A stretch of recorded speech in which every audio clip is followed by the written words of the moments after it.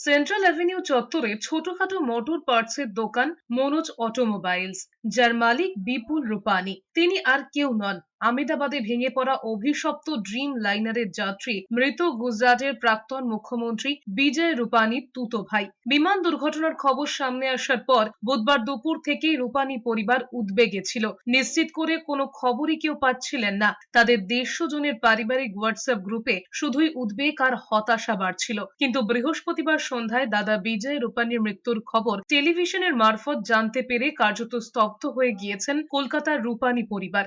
অভিশপ্ত ড্রিম লাইনারে করেই লন্ডনে মেয়ের কাছে যাবার কথা ছিল বিজয় রূপানীর। শুক্রবার গুজরাটে গিয়েছেন প্রধানমন্ত্রী নরেন্দ্র মোদী। বিজয় রূপানীর পরিবারের সঙ্গে কথা বলেছেন। বিপুল রূপানী জানিয়েছেন তাদের পরিবারের অনেকেই 60 বছরেরও বেশি সময় ধরে কলকাতার বাসিন্দা। বিজয় রূপানীর নিজের দাদা উমেদ রূপানীও থাকেন ভবানীপুরে। বিমান দুর্ঘটনায় ভাইয়ের মৃত্যুর খবর পৌঁছতে কার্যত ভেঙে পড়েছেন তিনি। পারিবারিক সূত্রে বিজয় রূপানী প্রায়শই কলকাতায় আসতেন। শেষবার এসেছিলেন গত বছর বাড়ির পুজোয়। বিপুল রূপানী জানিয়েছেন বিমান দুর্ঘটনায় বিজয় রূপানীর মৃত্যুর খবর পরিবারের কেউই মেনে নিতে পারছেন না। फ्लाइट का तो हम लोग को न्यूज़ से मिला था, फिर जब उनका नाम आया तब हमने ब्रदर को फ़ोन किया तो बोला हाँ यही फ़्लाइट में थे, करीब 2:30 के आसपास।